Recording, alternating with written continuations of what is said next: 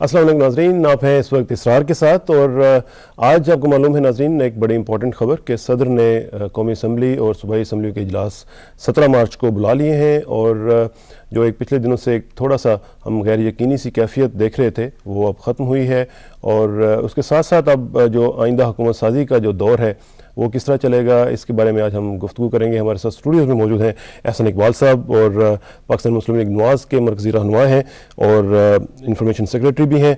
एहसन साहब आपसे भी बात करेंगे और साथ साथ हम मुख्तलिफ़ लोगों से फ़ोन पर भी बात करेंगे और उनसे पूछेंगे कि क्या सूरत हाल है इस वक्त। जैसे मैंने पहले कहा कि सदर ने इजलास बुला लिए हैं, 17 मार्च इज़ द डेट। अब जो कहा जा रहा था, आपकी तरफ से मुतालबा किया जा रहा था कि जनाब सदर मुमलिकत इजलास नहीं बुला रहे हैं, इसलिए हम हुकूमत सादी में वो क्लैरिटी नहीं देख रहे थे। तो अब चूंकि ये हो गया है तो ball is in your court now. बिस्मिल्लाहिर्रहमानिर्रहीम। जी, मैं समझता हूँ कि देर आयत दुरुस्त आयत। जैसा कि आपको मालूम है कि इलेक्शन कमीशन ने 4-5 रोज़ पहले तमाम हतमी फहरिस्तों का ऐलान कर दिया था और मुतल्लिका महकमों को, वजारतों को भेज दी थी और हम उम्मीद करते थे कि उसके 4-5 दिनों के अंदर कौमी असम्बली का इजलास तलब कर लिया जाएगा। लेकिन उस पर फिर कहा गया कि 2 हफ्ते लग सकते हैं, 10 दिन लग सकते हैं और इस दौरान बहुत से खदशात और तहफ़्फ़ुज़ात पैदा हुए, चूँकि कुछ ऐसी सरगर्मियाँ देखने में आईं जिसमें कुछ हारी हुई जमातों के लोग सदर मुमलिकत से मिल रहे थे और मुख्तलिफ़ खदशात थे। बाहर सूरत मैं समझता हूँ कि पाकिस्तान की 2 बड़ी सियासी जमातों का जो एक इश्तराकी अमल वजूद में आया, जो ऐलान मरी हुआ, उसने तमाम अफवाह साजी और तमाम साजिशों को ख़त्म कर दिया और अब कौमी असम्बली, सूबाई असम्बलियों के इजलास बुलाए गए हैं। अच्छी बात है, अगरचे ताख़ीर से हैं, लेकिन अब इसके साथ ही जो हुकूमत साजी का अमल है वो भी आगे बढ़ेगा। और जैसे आप जानते हैं कि 9 मार्च को पाकिस्तान मुस्लिम लीग एन और पाकिस्तान पीपल्स पार्टी ने ऐलान मरी करके हुकूमत साजी के अमल को मुकम्मल कर दिया था और इस बात पर इत्तफाक हो गया था कि मरकज़ में दोनों जमातें मिलकर हुकूमत साजी करेंगी। वज़ीर आज़म पाकिस्तान पीपल्स पार्टी से होगा, कौमी असम्बली के और स्पीकर और डिप्टी स्पीकर पीपल्स पार्टी से होंगे, जबकि पंजाब में सूबाई असम्बली के स्पीकर और डिप्टी स्पीकर पाकिस्तान मुस्लिम लीग एन से होंगे, वज़ीर आला भी मुस्लिम लीग एन के होंगे। और इसके अलावा जो वहाँ पे जो माहौल था, इनसाइड स्टोरी अगर आप बताना चाहें, क्योंकि जिस तरह एक्सपेक्ट किया जा रहा था उसी तरह ही सारा कुछ स्क्रिप्ट के तहत ही सारा कुछ हुआ, इख्तलाफात सामने नहीं आए और जो भी आपका एक पॉइंट ऑफ व्यू था ख़ासतौर पर जुडिशरी के हवाले से और उनका पॉइंट ऑफ व्यू था वो बड़ी जल्दी आराम से ब्रिज अप हो गया। मैं समझता हूँ कि दोनों साइडों ने, दोनों जमातों ने बहुत अंडरस्टैंडिंग शो की और मेच्योरिटी का भी मुजाहरा किया और इसके लिए क्रेडिट दोनों जमातों की लीडरशिप को जाता है और इसका भी असल क्रेडिट मैं पाकिस्तान के अवाम को दूंगा जिन्होंने 18 फरवरी को हैरत अंगेज़ कारनामा सर अंजाम दिया। हम पाकिस्तानी कौम की सलाहियतों को बहुत अंडर एस्टिमेट करते हैं और हम समझते हैं कि पाकिस्तानी कौम बहुत आसानी से सड़कों पर नहीं आती, ये बहुत ज़्यादा मुश्तिल तेज़ी से नहीं होती, लेकिन इसके अंदर जो शऊर है इसने 18 फरवरी को साबित किया कि वो दुनिया की किसी जमहूरी कौम से कम नहीं है। और कई जगह पर जहाँ खौफ व हरास था, जहाँ पर ऐसे हालात थे कि वो आज़ादाना तौर पर वोट नहीं डाल सकते थे, ये भी देखने में आया कि लोगों ने माजी की हुक्मरान जमात की सवारी को इस्तेमाल किया, उनके कैंप पर जाके वोट की पर्ची बनवाई और अंदर जाके उन्होंने वोट जो है दूसरी अपनी पसंद की जमात को डाला। तो पाकिस्तान के लोगों ने साबित किया कि वो जमहूरी फैसले करने के अहल हैं और वो इस मुल्क के हालात के पेश नज़र सही फैसला भी कर सकते हैं। और लोगों ने 18 तारीख को जहां हुक्मरान जो साबिक जमात थी उसको मुस्तरद किया जनरल मुशर्रफ के साथ जो हमायत याफ्ता थी, साथ ही उन्होंने जमहूरी कुव्वतों को भरपूर मैंडेट देके उसे इस तरह स्प्लिट कर दिया कि दोनों जमातों के लिए कोई और गुंजाइश नहीं थी सिवाय इसके कि वो आपस में मिलकर काम करें। पाकिस्तान पीपल्स पार्टी के लिए ये गुंजाइश लोगों ने नहीं छोड़ी कि वो क्यू लीग के साथ ज्वाइन करें, क्योंकि क्यू लीग के जो बड़े बड़े पिलर्स थे उनको 50-50 हज़ार वोटों से हरवा के लोगों ने एक बहुत शदीद रद्द-ए-अमल का मुजाहरा किया, मैसेज दिया। लिहाजा अगर कोई जमात उनको दोबारा इक़्तिदार में लेकर आती तो वो भी उसी रद्द-ए-अमल का निशाना बनती। इसी तरह हमारे पास ये ऑप्शन नहीं थी कि हम भी क्यू लीग से मिलकर हुकूमत साजी करें और पीपल्स पार्टी को बाहर रख सकें। इसलिए दोनों जमातों ने इस मैंडेट की अहमियत, जिम्मेदारी को महसूस करते हुए एक बड़े अच्छे माहौल के अंदर, और इस मुल्क में मिसाक जमहूरियत की स्पिरिट के मुताबिक जमहूरियत को बहाल करने के लिए, उसकी मजबूत बुनियादों को रखने के लिए एक दूसरे से मुज़ाकरात किए, एक दूसरे की पोजीशंस को अप्रिशिएट किया। और मैं समझता हूँ कि ये अदलिया की बहाली का जो फैसला हुआ है, ये यकीनन पाकिस्तान के लिए एक यादगार फैसला है। 9 मार्च को जब चीफ जस्टिस को बरतरफ किया गया था 2007 को, ठीक 1 साल बाद पाकिस्तान की दोनों बड़ी सियासी जमातों ने अदलिया की बहाली का एक तारीख साज फैसला किया। ये हमेशा कौम की तारीख में याद रहेगा। फिर इसी के साथ ये फैसला भी हमने किया कि हम पीपल्स पार्टी की जो इसरार था कि हम काबीना में शामिल हों, जब हमने देखा कि हमें एक बड़ा कौमी मकसद हासिल हो रहा है, तो हमने अपने एक जमाती मौक़िफ़ की कुर्बानी दी और उसमें भी हमने उस काबीना में जाने को दोनों जो चीज़ें हैं, इसमें पहले हम जरा बात कर लें जुडिशरी की। अब जुडिशरी जो है उस हवाले से it is stated to be an explosive issue, खासा बड़ा और ख़तरनाक इशू हो सकता है अगर इसको मिस हैंडल किया गया। तो इसके बारे में मुख्तलिफ व्यूज़ हैं कि कैसे उसको बहाल किया जा सकता है। आपका कहना यह है कि पार्लियामेंट की एक रेजोल्यूशन जो है सिंपल, वो उसको वापस ले आएगी नवंबर 2 की पोजीशन के ऊपर। कुछ लोग कहते हैं कि 2/3 मेजॉरिटी जो है वो चाहिए है।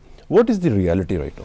देखिए, असल बात यह है कि अगर तो 3 नवंबर का जो गैर आइनी कदम हुआ था उसको पिछली पार्लियामेंट 2/3 से उसकी तौसीक कर देती, उसको मंजूर कर देती, इंडेमनीफाई कर देती, उसे रेटिफाई कर देती, जैसे कि 17वीं तरमीम ने किया, तो फिर बिलाशुबा उसे अंडू या रिवर्स करने के लिए हमें आज 2/3 अक्सरियत की जरूरत होती।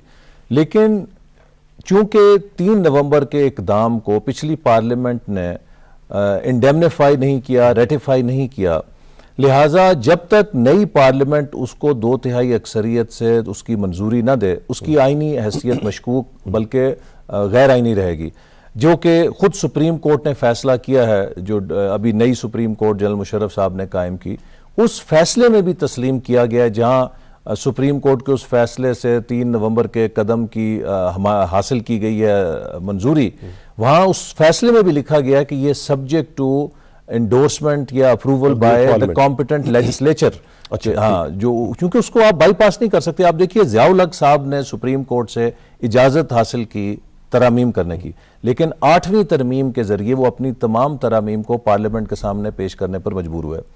जनरल मुशर्रफ ने सुप्रीम कोर्ट से इसी तरह हासिल की इजाजत कि मैं आइन में तरमीम कर सकता हूं 12 अक्टूबर 99 के बाद, लेकिन वो भी अपनी तमाम तरामीम को पार्लियामेंट से 17वीं तरमीम के जरिए मंजूर करने पर मजबूर हुए और पाबंद थे।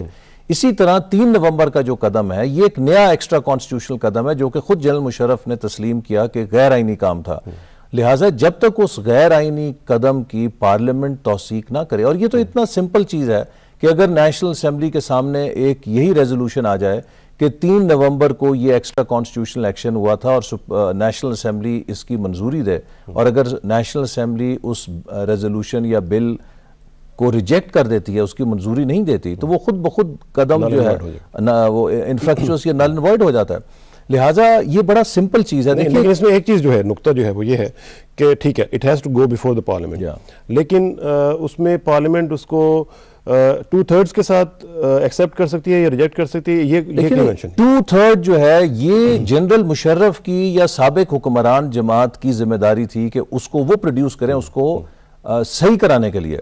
ये हमारी जिम्मेदारी नहीं कि हम 2/3 लेकर आए, और अगर वो 2/3 अक्सरियत वहां पार्लियामेंट में उन्हें दस्तयाब नहीं और इस चीज को इंडोर्स नहीं करती, तो खुद ब खुद वो कदम जो है कलअदम हो जाता है, गैर आईनी हो जाता है, गैर मौसर हो जाता है।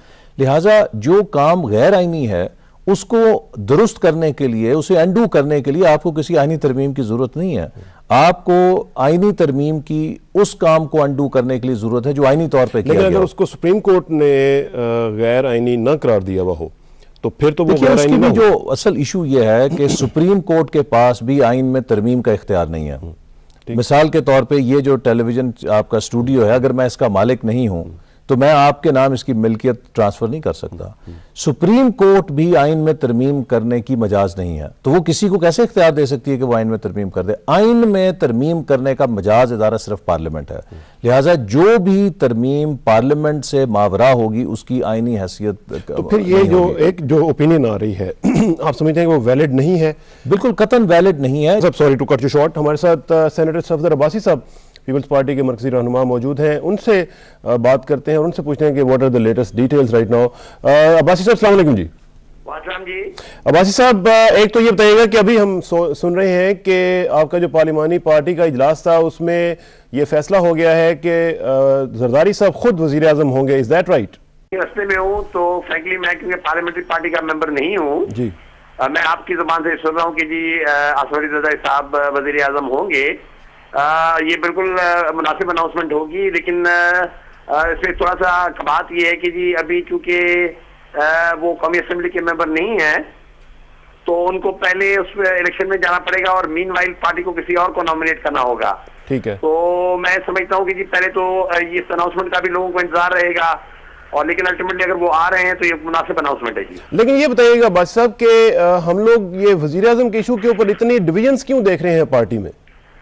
देखिए जी, ये एक अनफॉर्चुनेट चीज थी और मेरे नजदीक जो है ना, अगर पार्टी के अकाबरीन चाहते तो शायद जो है ये बेहतर अंदाज में भी हो सकती थी, लेकिन बहरहाल अब नेचुरली एक ट्रांजिशन में है हम लोग। आपको ये हमेशा याद रखना चाहिए कि जी मोहतरमा बेनज़ीर भुट्टो साहबा की शहादत के बाद यकीनन एक क़यादत का खला पैदा हुआ है पाकिस्तान पीपल्स पार्टी के अंदर। लेकिन मैं समझता हूँ कि ये जो ट्रांजिशन है ग्रेजुअली जो है ना पार्टी इसको ओवरकम करेगी और जो भी पार्टी के आइंदा आने वाले स्ट्रक्चर्स हैं वो बेहतर तौर पे जो ना वो काम भी कर सकेंगे। और आप मैं समझता हूँ कि अगर ये अनाउंसमेंट आई है तो बेहतर ही है, लेकिन अभी भी पार्टी को ये फैसला करना होगा कि वो दरमियान में जो 3-4 महीने का पीरियड होगा उसमें वजीर आजम किसको इलेक्ट करती है पार्टी, क्योंकि आसिफ साहब को पहले कौमी असेंबली का इलेक्शन लड़ना होगा जी। तो इसमें यह भी जरा बता दीजिएगा कि मखदूम अमीन फ़हीम साहब के हवाले से जो हम खबरें पढ़ रहे हैं और जिस तरीके से वो रिएक्ट कर रहे हैं, आपको पार्टी में होने के नाते आप इनसाइडर हैं पार्टी के, तो उसमें आप कैसा फील कर रहे हैं कि अंदर कुछ लोगों के तहफ़्फ़ुज़ात हैं उनके हवाले से, या जिस तरह कुछ लोग एक्सपेक्ट ये भी कर रहे हैं कि पार्टी को भी खुदा न खास्ता डैमेज करने की कोशिश की जा रही है? देखिए जी, क्योंकि ये चीज तकरीबन जो है काफी अच्छे से चली आ रही थी कि मखदूम अमीन फ़हीम साहब के हवाले से कि जी वो प्राइम मिनिस्टर हो गए, लेकिन जैसे मैंने कहा कि ये थोड़ी सी जो दरमियान में जितनी भी ये बातें हुई हैं, थोड़ी सी मैं ये समझूंगा कि हैंडलिंग जो प्रोसेस में जैसे मैंने कहा कि पार्टी ट्रांजिशन में थी तो एक हैंडलिंग जो है ना वो उतनी सही तरह नहीं हो सकी जितनी होनी चाहिए थी। अगर जो है ना ये फैसला पहले भी कर लिया जाता तो मैं समझता हूँ कि मखदूम साहब ऐसे शख्स नहीं है कि जो पार्टी के जो कोई इस पार्टी की मूव को रेजिस्ट करते, लेकिन ये कि टाइम दरमियान में इतना गुजर गया और मैं समझता हूँ कि मखदूम साहब जैसे जो सीनियर लीडर हैं उनके हवाले से यकीनन उनको जरा ये इस बात से दुख हुआ होगा कि शायद पार्टी ने उनके इस केस को हैंडल नहीं किया जैसा हैंडल होना चाहिए था। ठीक है, और ये भी बताइएगा भाई साहब के जो ऐलान मरी हुआ है उसको किस तरह लिया जा रहा है? Do you really think it's a milestone in Pakistani politics? जी, ये जो मरी डिक्लेरेशन हुआ है 9 मार्च को, उस हवाले से मैं आपके कमेंट्स चाहूंगा जी। देखिए जी, ये जो मरी डिक्लेरेशन है ये मैं समझता हूँ कि कंटिन्यूएशन है मोहतरमा बेनज़ीर भुट्टो साहबा की पॉलिसीज की, जिसके तहत उन्होंने मियां नवाज शरीफ साहब की तरफ दोस्ती का हाथ बढ़ाया और पाकिस्तान पीपल्स पार्टी और मुस्लिम लीग ने चार्टर ऑफ डेमोक्रेसी पहले साइन किया।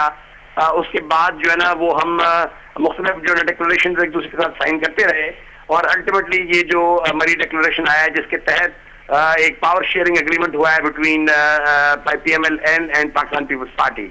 तो मैं समझता हूँ ये बिल्कुल उन्हीं पॉलिसीज की कंटिन्यूएशन है और उस हवाले से मैं समझता हूँ ये बहुत एक मुनासिब कोalition फॉर्म हो रही है और ये मैं यकीनन जो है पाकिस्तान पीपल्स पार्टी, न सिर्फ पाकिस्तान पीपल्स पार्टी बल्कि जितने भी जो है ना हल्के हैं, पॉलिटिकल हल्के हैं, उन्होंने वेलकम किया इस कोalition को जिसमें PPP, PMLN और ANP शामिल हैं जी।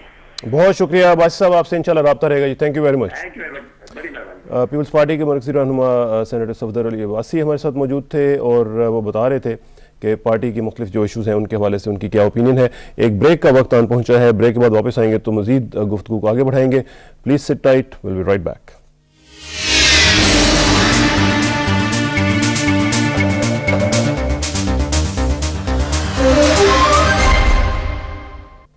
वेलकम बैक नाज़रीन।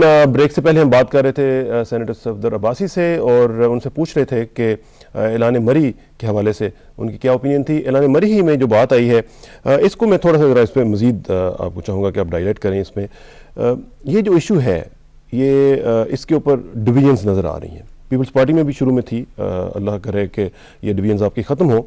लेकिन ये जो इशू है इसमें अगर ये 2/3 और सिंपल रेजोल्यूशन का मसला अगर सही तरह टैकल ना किया जाए तो डू यू रियली थिंक कि ये it can turn out into an explosive issue? नहीं, it is as I said कि it is not an issue. लेकिन प्रेसिडेंट ने साफ कह दिया है कि अगर ये मसला हुआ तो इदाराती तसादुम जो है वो हो सकता है। देखिए, वो बात ये है कि प्रेसिडेंट जो है वो कोई आइन को वो तो डिफाइन नहीं करते। आइन को तो एक तरीकाकार है जिसके मुताबिक डिफाइन किया जाता है। प्रेसिडेंट भी उस कॉन्स्टिट्यूशन के तहत हैं। आपको मालूम है कि 12 अक्टूबर 99 को जनरल मुशर्रफ ने जब कू लॉन्च किया तो उसकी एक बुनियादी वजह यह बताई गई थी कि आर्मी चीफ को उस तरीके से डिसमिस नहीं किया गया जिसका वो हकदार था।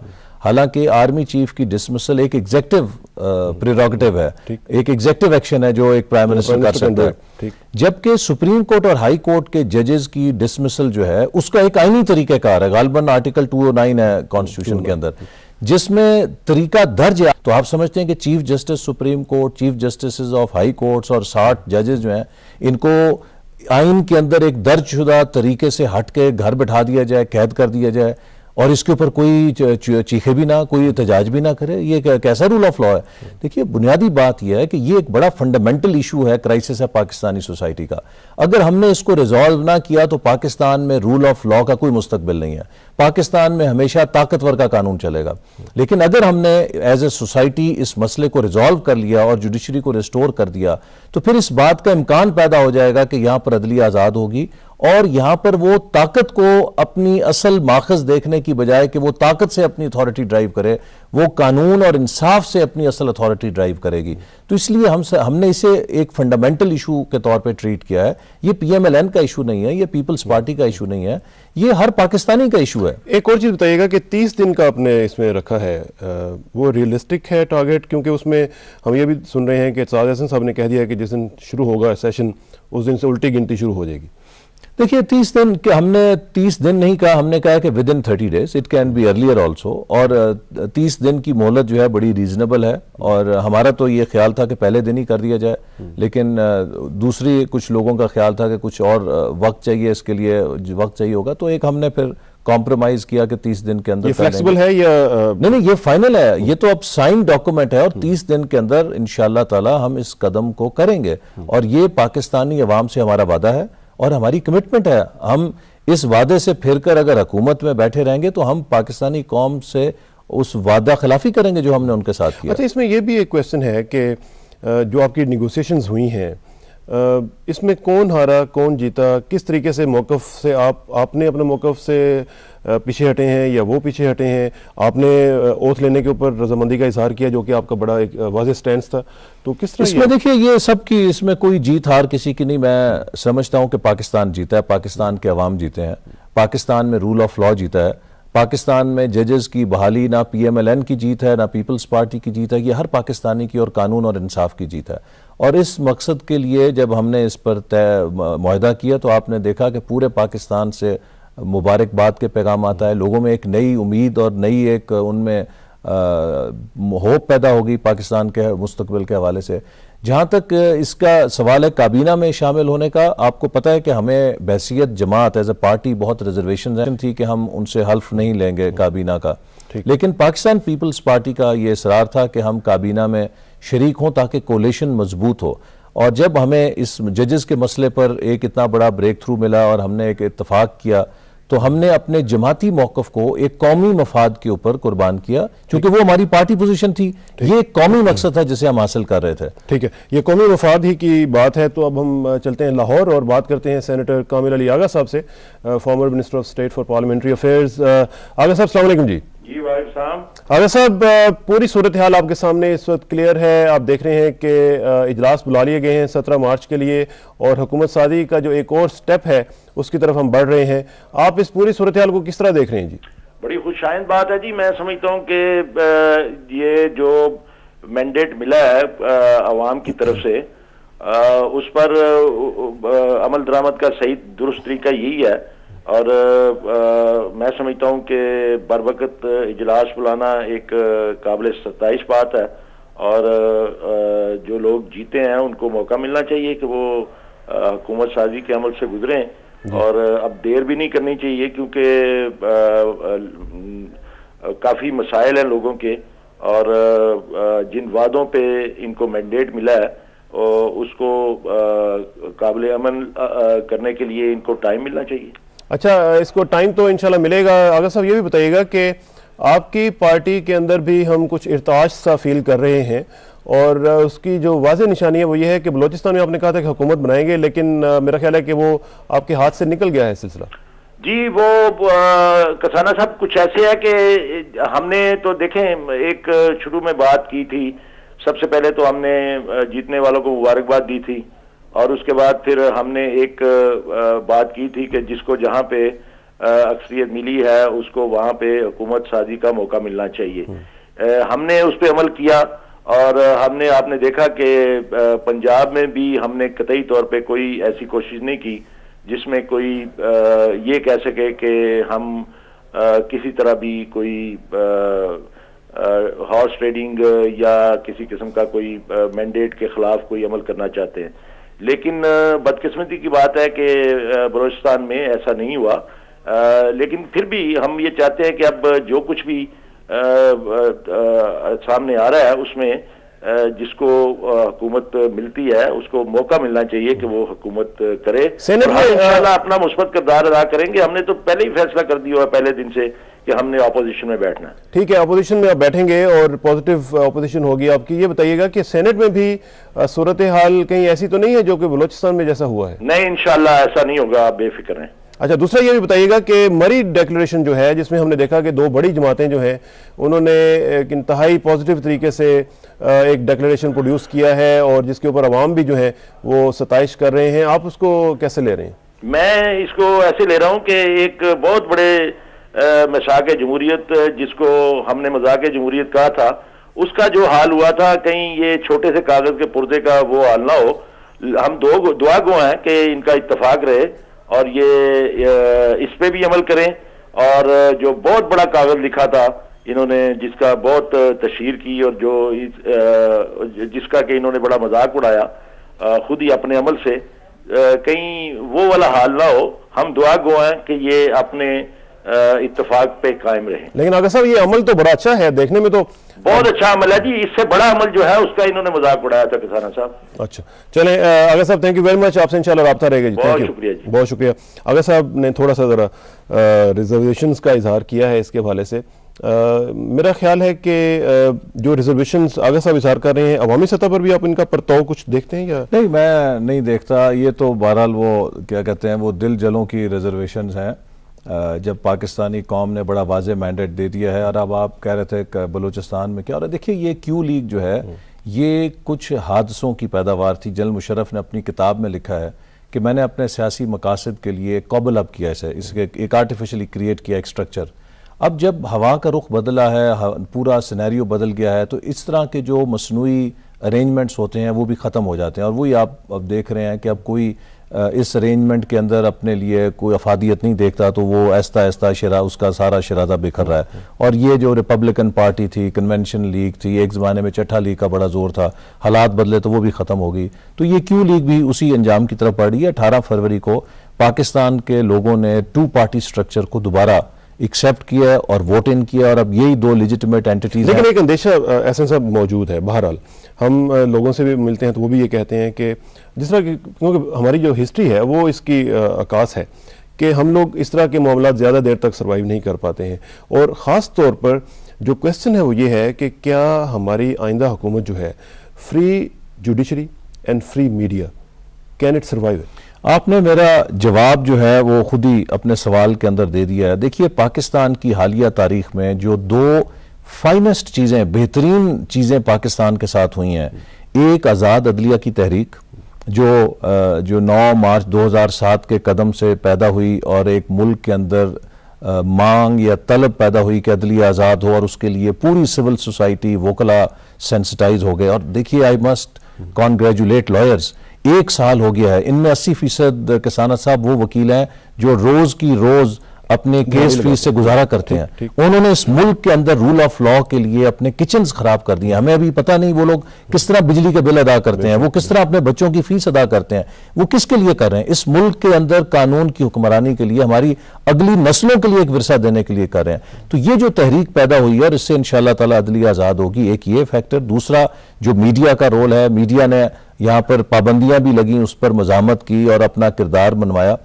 आज़ाद अदलिया और आज़ाद मीडिया ये दो वॉच टावर्स बन गए हैं। और अब इस मुल्क में मैं बहुत मुतमईन हूं, कोई भी जमहूरी हुकूमत हो, वो चाहे किसी भी दर्जे की हो, किसी की भी हो, उसके लिए अब ये मुमकिन नहीं रहा कि वो बहुत ज्यादा झोल दिखा सके। उसको उन्हीं हदूद के अंदर काम करना पड़ेगा, चूंकि उसकी स्क्रूटनी बहुत सख्त है जो आइन में मुतय्यन है। लिहाजा ये एक बड़ा अच्छा हुआ है कि पाकिस्तान क्या हमारी जो पॉलिटिकल लीडरशिप है वो उसके लिए तैयार है? बिल्कुल। हम लोगों ने देखा है कि क्रिटिसिज्म हम बहुत कम बर्दाश्त देखिए, अब इसमें चॉइस नहीं रह गई, हम तैयार हों या ना हो, ये चॉइस हमारे पास नहीं है। अब हमें इससे खुद को हम आहंग करना पड़ेगा। मीडिया की अकाउंटेबिलिटी, अदलिया की अकाउंटेबिलिटी और सबसे बढ़कर सिविल सोसाइटी की अकाउंटेबिलिटी को रखकर अपने आप को इस अंदाज में कंडक्ट करना पड़ेगा कि हम आवाम की तवक्कुआत पे पूरा उतर सकें। और अब जो नहीं उतरेगा, लोग उसको माफी नहीं देंगे, लोग उसका फैसला बैलेट के जरिए करेंगे। इसलिए ये अच्छी बात है, पाकिस्तान में ये रवायात पैदा हो रही हैं और मुझे इससे उम्मीद है कि पाकिस्तान की सियासी क़यादत आइंदा इंशाअल्लाह बहुत पुख्तगी और जिम्मेदारी का मुजाहरा करेगी। और इसी जिम्मेदारी का एक और तकाजा लोग समझते हैं कि ये है कि आपका जो वर्किंग रिलेशनशिप है with different parts of the parliament, different parts of the government, वो एक इंटरेक्शन एक पॉजिटिव नहज पर चलता रहे, जिसमें obviously president is an integral part of it. अब अगर प्रेसिडेंट के इदारे के साथ आपका खुदा न खास्ता कोई तसादम होता है और उसके साथ कोई टेंशन आती है, तो ऑब्वियसली सिस्टम गेट स्टॉल्ड। तो उसके लिए आप कुछ ने सोचा है अपने कि क्या, कैसे उसको हैंडल करना? देखिए, ये हमारा एक अलमिया है। हम पाकिस्तान को चूंकि आइन के मुताबिक नहीं चला पाते और पाकिस्तान में मुख्तलिफ इदारे आइन की दी हुई जो हदूद और क़यूद है उनके अंदर नहीं रहते, लिहाजा एक दूसरे पे इनक्रोच करते हैं। और जब इनक्रोच करते हैं तो टेंशन पैदा हो जाती है। और एक आपको मैं अर्ज करूं कि ये बड़ा बिजनेस का एक फार्मूला है कि जो कामयाब ऑर्गेनाइजेशंस होती हैं उनका एक ये तुर्रा होता है कि वो उनमें सिनर्जी होती है। सिनर्जी का मतलब ये होता है कि आप 2 + 2 को 5 या 6 कर सकते हैं। और जो नाकाम इदारे होते हैं वो 2 + 2 को 4 भी नहीं कर सकते, वो 3 या 2 पे आ जाते हैं। जैसे कि आप देखिए, जो विनिंग टीम है क्रिकेट या हॉकी की, उसके 11 खिलाड़ी जो हैं वो 15 के बराबर खेल रहे होते हैं। और जो हारने वाली टीम है उसमें अगरचे 11 होते हैं, लेकिन लगता है कि 4 या 5 ही की टीम है, ये वो ऐसे गिरती है। हमारे यहाँ ये जो इंटरनल कॉन्फ्लिक्ट है, इसने हमारी सलाहियतों को बहुत मुतासर किया। और इस पे काबू पाने का एक ही तरीका है कि सब लोग खुद को आइन के तहत पाबंद करें। हर इदारा, हर शख्स, चाहे कितना बड़ा है चाहे कितना छोटा है, जो आइन का दायरा-कार है उसके अंदर वो अगर खुद को पाबंद कर दे तो फिर कोई कॉन्फ्लिक्ट नहीं है। लेकिन अगर मैं समझूं कि मैं आइन से बड़ा हूं, आइन मेरे ताबे है, आइन को तब्दील किया जा सकता है, मैं तब्दील नहीं होऊंगा, फिर आप इस कॉन्फ्लिक्ट को खत्म नहीं कर सकते। लेकिन जो हमारा निज़ाम है उसमें ना तो हम इसको कह सकते हैं कि पार्लियामेंट्री है, ना इसको हम कह सकते हैं कि प्रेसिडेंशियल है। इट्स अ हॉच पॉच ऑफ एवरीथिंग। ये देखें ना, ये हुलिया बिगाड़ दिया हमने। इसीलिए हमारा जो चार्टर ऑफ डेमोक्रेसी, उसमें हमने ये अहद किया है कि 12 अक्टूबर 99 की शक्ल में वापस लाएंगे। आपका आइन ना सदारती है, ना वो पार्लिमानी है, ना तीतर है, ना बटेर है। इस तरह तो काम नहीं चलता। और फिर आप ये देखिए कि जो आपके आइन के अंदर थ्योरी है उस पर आप अमल नहीं करते, जो आपकी प्रैक्टिस है वो आपके आइन के खिलाफ है। तो ये जो थ्योरी और प्रैक्टिस का तजाद है, ये सिस्टम में एक टेंशन पैदा करता है। हमें अगर इस मुल्क को, फेडरेशन को बचाना है, मजबूत बनाना है, वायबल बनाना है, तो उसका एक ही रास्ता है कि हम कॉन्स्टिट्यूशनल गवर्नेंस, आइन की हुक्मरानी को तस्लीम करते हुए तमाम इदारों को उन्हीं हदूद के अंदर खड़ा करें जो आइन ने मुतय्यन किए हैं, और आइन की दी हुई हदूद को हम अपने ऊपर लागू करें। अगर कोई इदारा, कोई फर्द अपने आप को आइन से मावरा तस्वर करेगा तो फिर देखिए ये मुल्क कानून के मुताबिक नहीं चल सकता। लेकिन एहसन साहब, एक और ये भी हकीकत है कि हमने ये भी देखा है कि इसी आइन के तहत कुछ लोग उसकी इस तरह की इंटरप्रिटेशंस करते हैं और करते रहे हैं कि उसी आइन के तहत वो सब कुछ नई चीज़ें भी बना लेते हैं। तो क्या ये लैक्यूनस जो इसमें हम देख रहे हैं उनको इम्प्रूव करने की, उनको बेहतर बनाने की, ब्रिज करने की, इस तरह की आप जरूरत में बिल्कुल कॉन्स्टिट्यूशनल अमेंडमेंट्स भी करनी पड़े? इसकी जरूरत है और इसी के लिए हमने मिसाक जमहूरियत जो दस्तखत किए हैं उसमें एक पैकेज है पूरा आइनी इस्लाहात का, जिनका मकसद है कि पाकिस्तान में इदारों की हुक्मरानी को मजबूत और मौसर किया जाए। पार्लियामेंट को मौसर किया जाए, अदलिया को आज़ाद किया जाए, अदलिया की जो अपॉइंटमेंट्स हैं वो बिल्कुल मेरिट पे और शफाफ तरीके से हों, पाकिस्तान में एहतसाब के निज़ाम को ट्रांसपेरेंट किया जाए, पाकिस्तान में इलेक्शन कमीशन के तश्कील को, उसकी अपॉइंटमेंट्स को ट्रांसपेरेंट किया जाए और हुकूमत फाइनेंशियल इंडिपेंडेंस बिल्कुल वो भी सारी है उसमें शामिल है। ये सारी चीज़ें जो हैं इनका मिसाक जमहूरियत अहाता करता है और इंशाअल्लाह ताला हमें उम्मीद है कि ये जो अल्लाह ताला ने पाकिस्तानी कौम को एक मौका दिया है कि दोनों बड़ी जमातें एक मखलूत हुकूमत में शामिल हो रही हैं, ये कोई इक्तसादी कारनामा तो कर सकती हैं या नहीं कर पाएंगी, ये तो बात की बात है, लेकिन अगर ये सिर्फ हमारे सिस्टम की इस्लाह कर दें, इस मुल्क में जमहूरी इस्लाहात ले आएँ कि जिससे हमारा सिस्टम मजबूत हो जाए और आमराना जो रुझानात हैं वो हमेशा के लिए ख़त्म हो जाएं, आइन ठीक हो जाए, वफाक के दरमियान हम आहंगी हो जाए, सूबे जो हैं और वफाक के ताल्लुकात ठीक हो जाएं, हमारी अदलिया आज़ाद हो जाए, ये वो इतने बड़े कारनामे हैं कि शायद ये हमेशा याद रखे जाएंगे और सुनहरी हरूफ से लिखे जाएंगे। उससे फिर ये होगा कि हमें एक ऐसा प्लेटफॉर्म मिल जाएगा,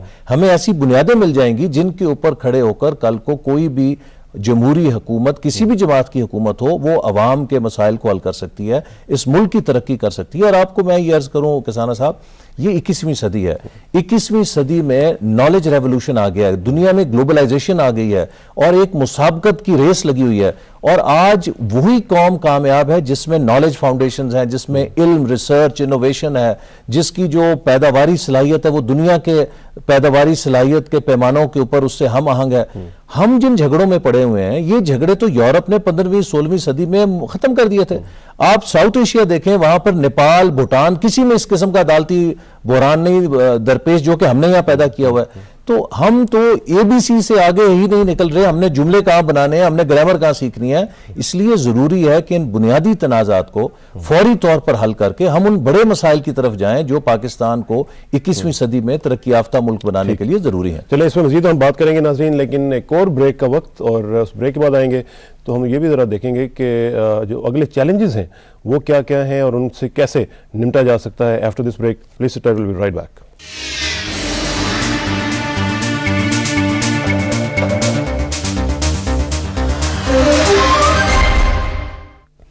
वेलकम बैक नाज़रीन, बात हो रही है पाकिस्तान के पॉलिटिकल सिनेरियो के हवाले से और ये भी खबर चूँकि अब आ चुकी है और बड़ी पॉजिटिव खबर है कि 17 मार्च को कौमी असम्बली और सूबाई असम्बलियों के इजलास जो हैं वो कॉल कर लिए गए हैं। ऐसे सब एक इम्पॉर्टेंट चीज़ वो ये कि कल हमने देखा कि ऐसे लगा कि जैसे PMLN ने वीटो कर दिया है मखदूम मोमीन फ़हीम साहब को। ये जो सारी सूरत हाल आई उसमें एक अजीब सी फीलिंग आई कि आपके एक वो एलाई हैं, आपके कोलिशन पार्टनर हैं और आपने उनके एक कैंडिडेट के हवाले से इतनी ओपन स्टेटमेंट दी आपके एक पार्टी लीडर ने कि जिससे एक अजीब सी फीलिंग पैदा हुई। नहीं, मैं समझता हूँ कि इसमें हमारा जो पार्टी का मौक़िफ़ है वो ये है कि प्राइम मिनिस्टर की जो पोजीशन है, चूँकि पीपल्स पार्टी की सीटें ज़्यादा हैं नेशनल असम्बली में, हमने कंसीड किया है पीपल्स पार्टी को कि वो अपनी वजारत उज़्मा के उम्मीदवार लाएँ और जिसकी हुकूमत होगी वही speaker national assembly deputy speaker लेकर आए। लिहाजा ये पीपल्स पार्टी का इंटरनल डिसीजन है वो किसको प्राइम मिनिस्टर लेकर आते हैं। हमारी ऑफिशियल पोजीशन ये है, हम नहीं चाहते कि पाकिस्तान पीपल्स पार्टी के फैसले को किसी तरह मुतासर करें। हमने सिर्फ उन तक ये बात कही जो कि ऐलान मरी में आई कि हमारी ये ख्वाहिश है कि जो भी शख्स वजीर आज़म हो वो पाकिस्तान में जो डेमोक्रेटिक एजेंडा है जिसके लिए हम इकट्ठे हुए हैं, जिसको हम चाहते हैं कि जिस पर अमल किया जाए, उससे पूरी तरह कमिटेड हो ताकि तमाम कोलिशन पार्टनर्स का वो एतमाद उसके ऊपर हो और वो उसको लेकर चल सके।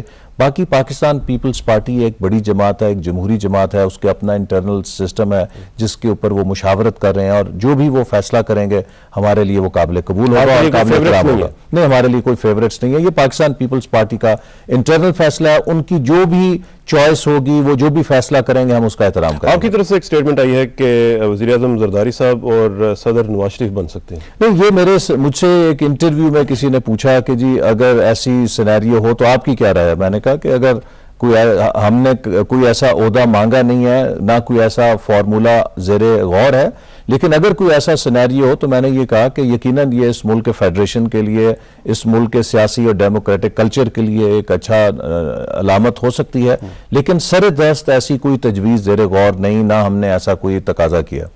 आइंदा 5 साल के लिए मौजूदा सदर के साथ आप वर्किंग रिलेशनशिप नहीं रखना चाहेंगे? देखिए, सदर साहब ने जो वर्किंग रिलेशनशिप रखना है इसका फैसला उन्होंने करना है। पाकिस्तान की पार्लियामेंट आ चुकी है, पाकिस्तान के अवाम अपना फैसला दे चुके हैं, बहुत लाउड एंड क्लियर है। उन्होंने तब्दीली के लिए फैसला दिया है 18 फरवरी को, उन्होंने अदलिया की बहाली के लिए फैसला दिया है और 9 मार्च को हमने ऐलान मरी में पाकिस्तान में अदलिया की बहाली का फैसला किया है। पाकिस्तान के आइन के तहत पाकिस्तान की पार्लियामेंट पाकिस्तान की पॉलिसियां बना सकती है। यह सुप्रीम इदारा है। किसी फर्द को, चाहे वो सदर है चाहे वो वजीर आजम है, यह इख्तियार हासिल नहीं है कि वो विल ऑफ द पार्लियामेंट को ओवर रूल करे या उसके आगे ये कहे कि मैं फैसला कबूल नहीं करूंगा।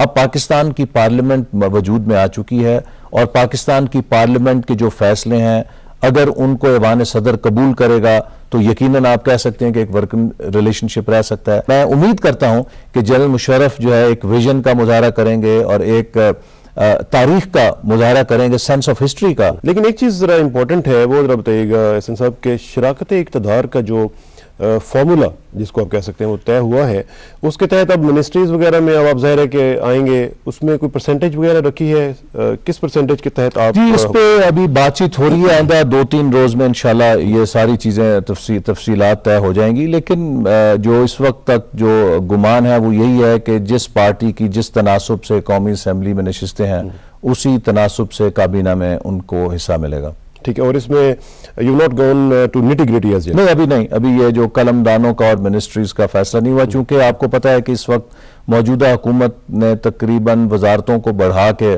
चूंकि वो उसके जरिए काफ़ी रोजगार पैदा करना था, 40 मिनिस्ट्रीज हैं, उनमें 45 के करीब डिविजन्स बना दी थी।